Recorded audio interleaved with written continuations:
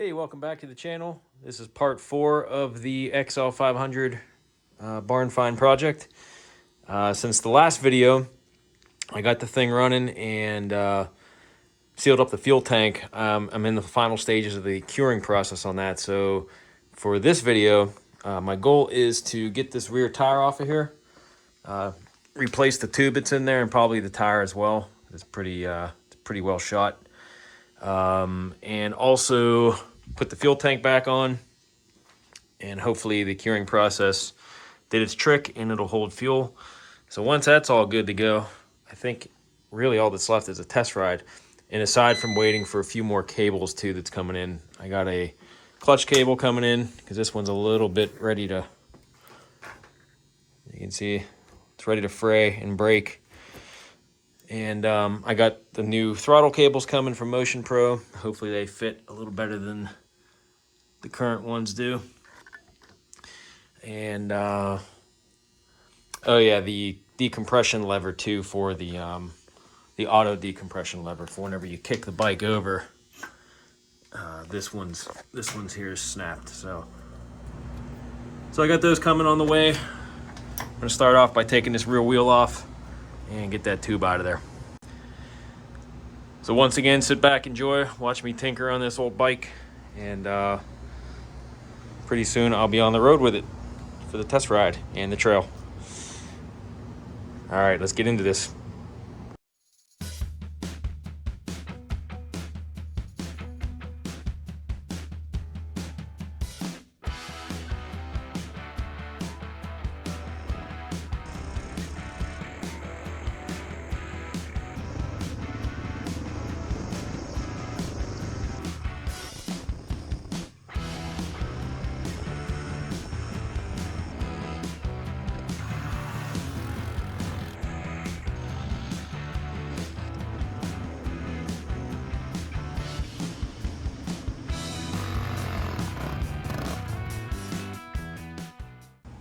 Start off with getting this cotter pin out of the way, and hopefully the wheel will come off easily. It looks like it hasn't been off the bike in quite a while.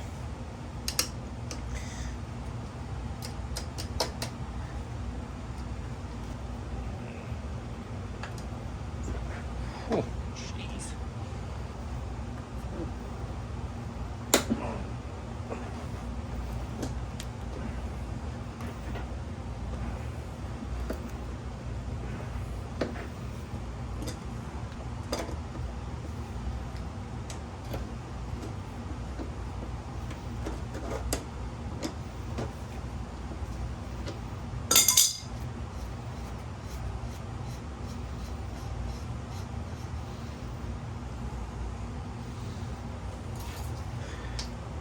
I guarantee this won't want to come out real easy.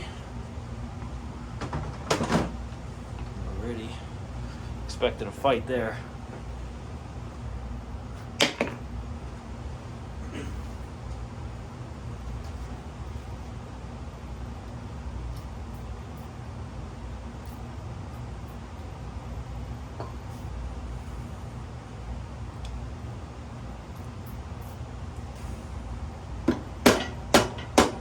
Wow.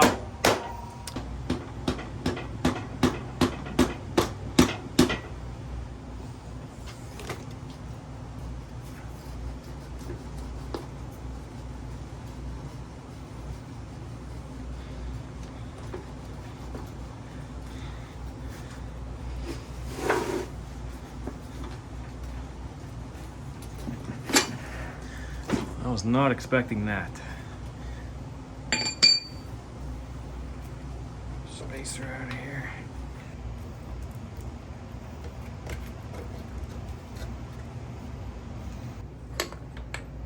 Ended up having to loosen up all this stuff, take it off to get to the brake bar back bracket, whatever you want to call it. I'm gonna get this out of the way. See if I can pop this off of here.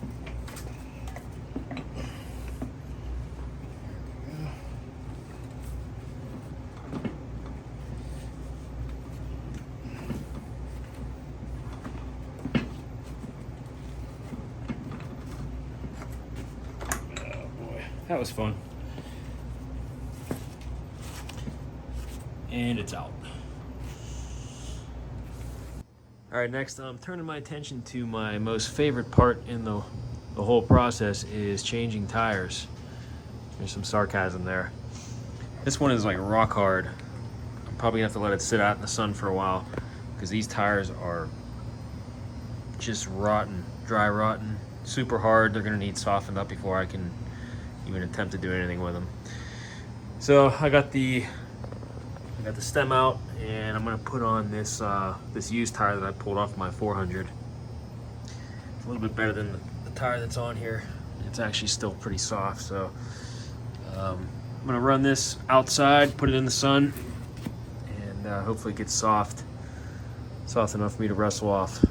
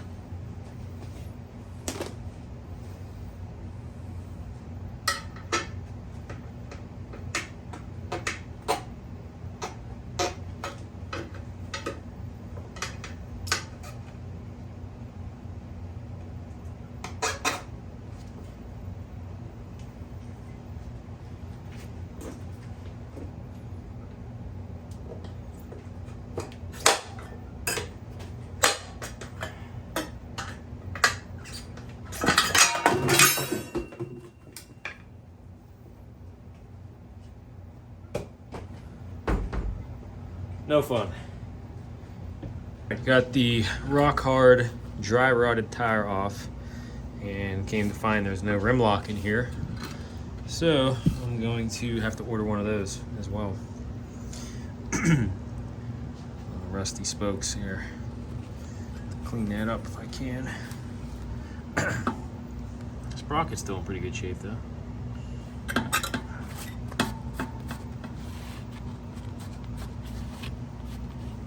Keeper, I think. It's just caked with old grease and stuff right now, but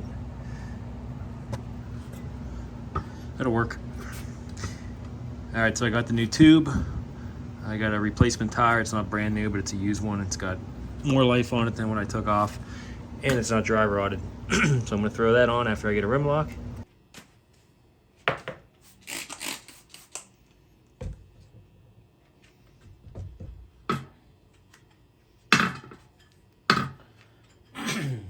Now comes the fun. My least favorite part.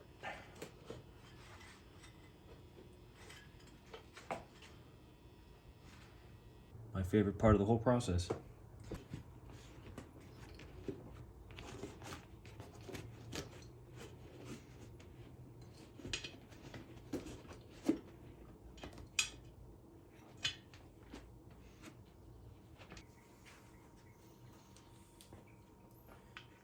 Put a little air in, put some shape to the tube, so I have less likely of a chance to pinch it when I'm putting the tire irons to it.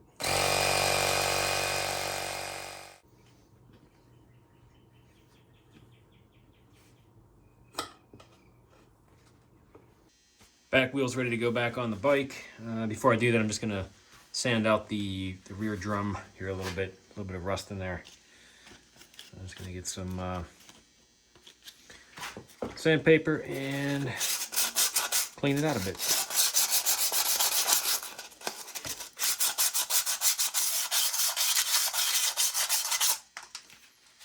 I'm gonna hit these brake shoes while I got this off too. I know they've seen better days here, but give them a quick clean up, that'll be good.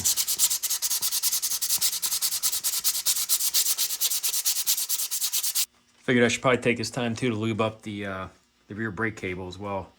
I just kind of pulled that off the housing on the swing arm. And just spray a little lube down the cable here. Kind of let gravity do its thing.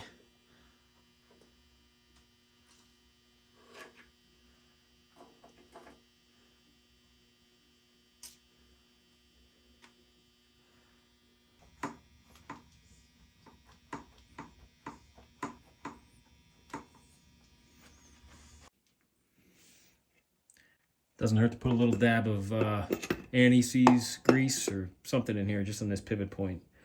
Not a whole lot, but just enough so when that turns, it doesn't bind up. Right now it's kind of binding up, so put a little anti-seize in there.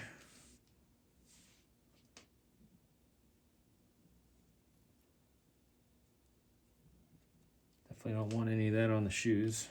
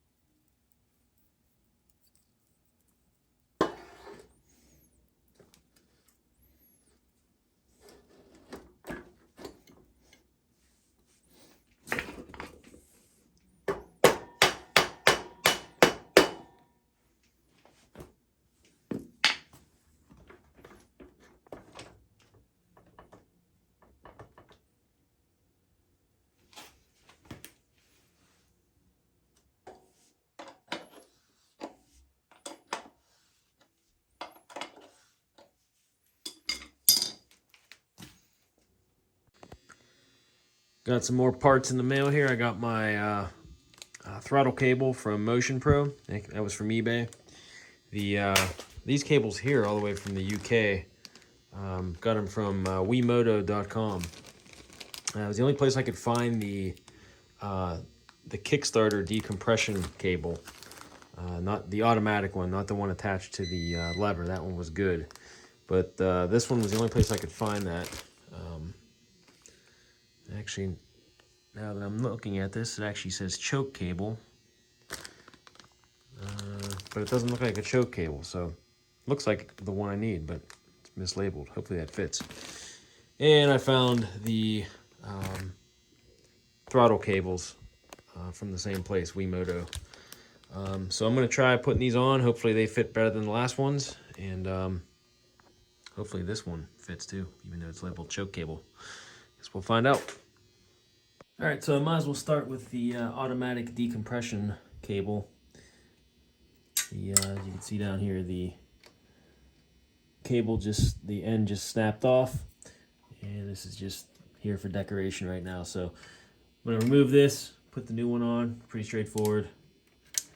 And it looks like even though it was labeled as a choke cable, it'll fit. Sizing it up, looks like it's pretty close, so get into that.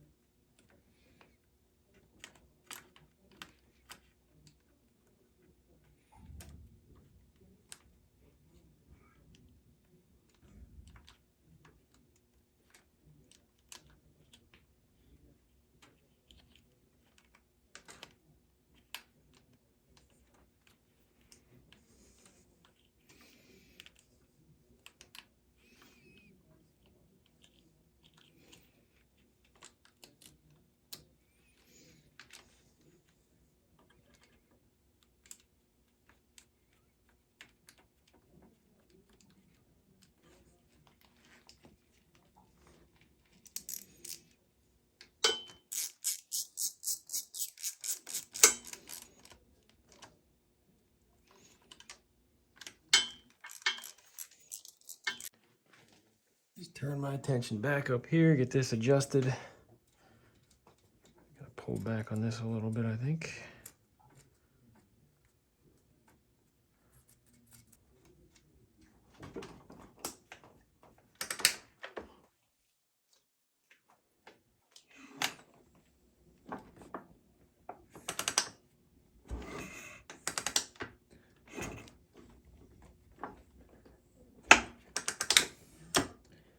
Well, that appears to be working now. I think I'll start by removing it off the handlebars here first, which will relieve all the tension on the cable now, which will allow me to remove it from here a little easier.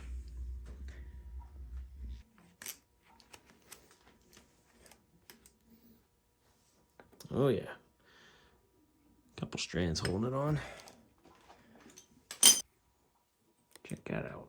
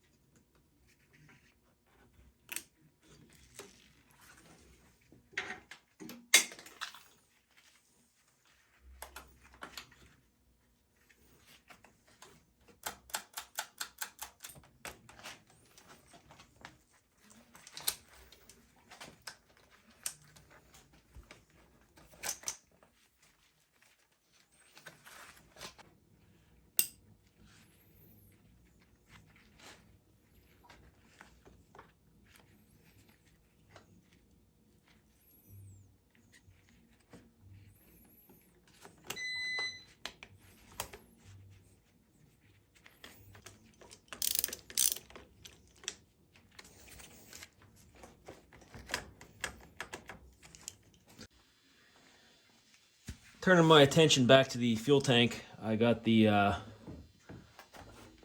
Pour 15 treatment's completely cured. I let it go longer than what they recommended, just to be safe. So I let it go for, let's see, that was last Thursday or last Wednesday. I threw that in there. So over a week, 10 days to be exact. So I let that cure up for 10 days. Got the patch on, got the new fuel petcock on. I'm gonna put a little gas in and see if she leaks. So hopefully we got a good patch going and I can throw this back on the bike. All right, here we go.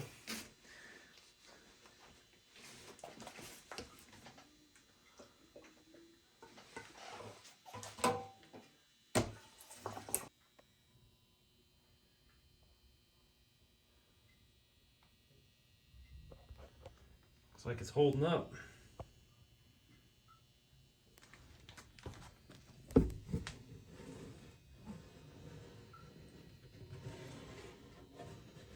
Not feeling any gas dripping out. That's good. So the patch actually worked. Now I'm probably still going to go over this. Obviously, put something over top of this just for added protection. Because just in case something hits, you know, I don't want something hitting the side of that and opening that back up. Like if it hit a tree branch or something like that, or just bumping it. Seems pretty solid though.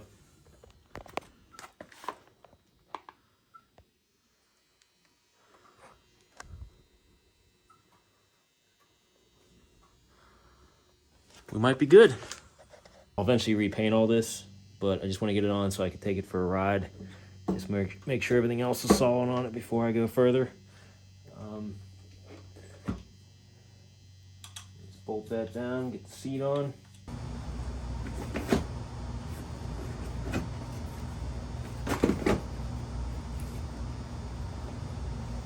Just gonna remove the old battery out of here for the testing purposes for first test ride and stuff. It's not required. The headlight still works, but the other lights will not work without a battery. But since this is just a shakedown test, I'm gonna get rid of this for now. And I'm gonna have to order another battery.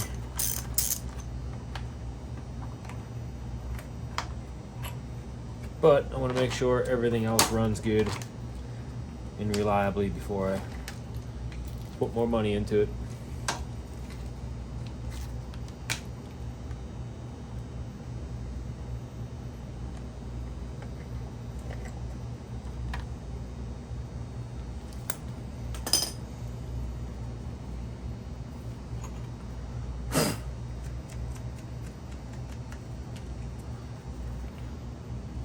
Still acid in there. I might be able to use one of the batteries off my other Hondas just to see. Regardless, it's got to come out. I'm gonna guess this battery holder is probably one of those hard to find pieces. I've never seen one like this before.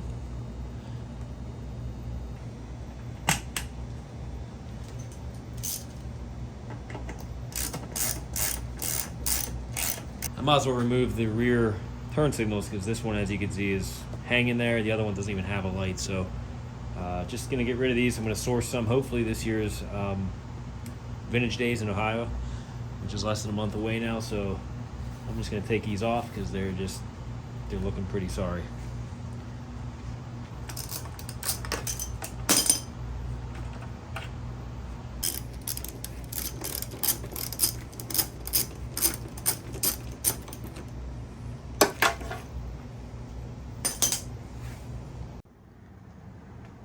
All right, I think it's ready for its maiden run. First thing I'm gonna do though is I'm gonna start it up and adjust the cam chain here. I didn't get a chance to do that when I was running before, and I figured I'd save it for this this video here. So get it fired up, and I'm gonna loosen this lower bolt first, a couple turns. I don't know how many turns out. I gotta look at the manual again. I think it's like, it says like 1.5 turns or something, and then do the top, and then tighten it back up, top to bottom.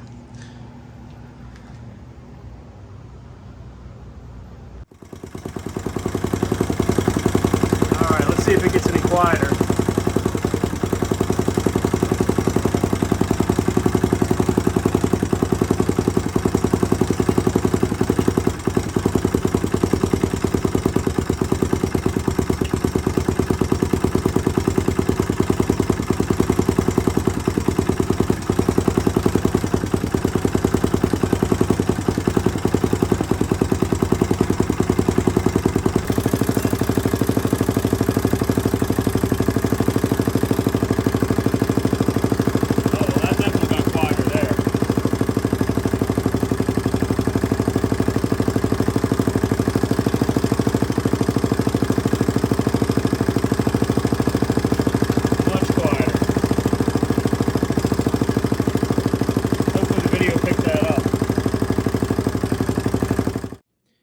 All right, well, thanks for watching. That's going to do it for part 4.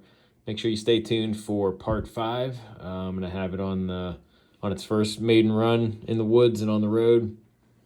And make sure you hit that subscribe button if you're not a subscriber, and that way you can get alerted to when that video pops up, which should be next week. So thanks again, and until next time.